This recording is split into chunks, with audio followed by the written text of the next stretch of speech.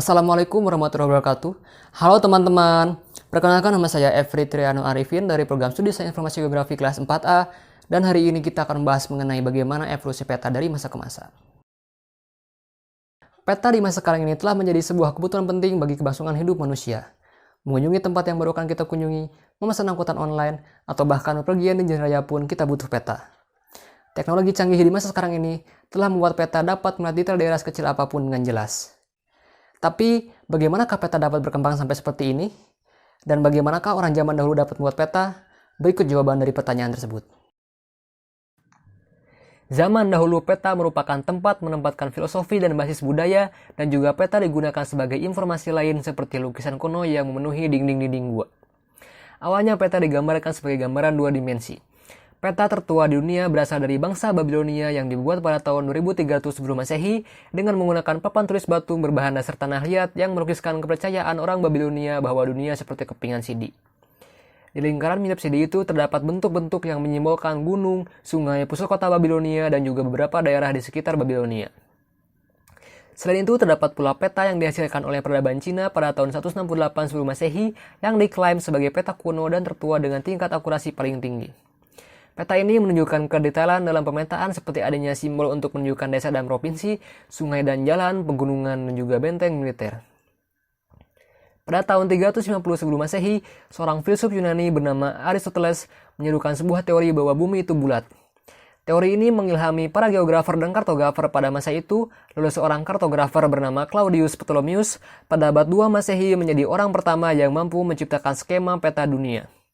Claudius mampu mengkonversikan penggambaran bentuk rupa bumi yang bulat menjadi datar dengan menciptakan garis bujur dan lintang sebagai garis referensi. Meskipun peta yang dihasilkan masih belum sempurna dan masih banyak terdapat kesalahan, tetapi peta tersebut telah merevolusi pengetahuan manusia akan bumi pada saat itu. Pada periode pertengahan, penggambaran rupa bumi terus mengalami kemajuan. Periode ini tandai dengan munculnya peta Tiou yang merupakan peta penggambaran rupa bumi dengan kandungan unsur agama yang begitu kuat. Ditandai dengan penempatan kota Yerusalem digambarkan di bagian tengah peta. Serta munculnya penjelajahan yang dilakukan bangsa Viking pada abad ke-12 di Samudra Atlantik telah mengembangkan pemahaman akan bentuk bumi yang bulat.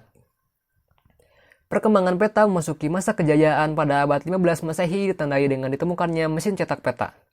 Peta pada abad ke-15 sudah dapat diproduksi secara banyak dan massal.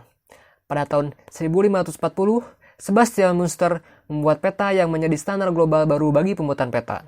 Pada saat itu, peta dunia dalam bentuk bola dunia juga telah dibuat. Namun peta ini bersifat eksklusif dan rahasia, hanya orang yang berkuasa yang dapat memilikinya. Peta mengalami perkembangan yang begitu pesat pada awal Perang Dunia Pertama dengan penggunaan fotografi udara sebagai salah satu metode dalam pembuatan peta.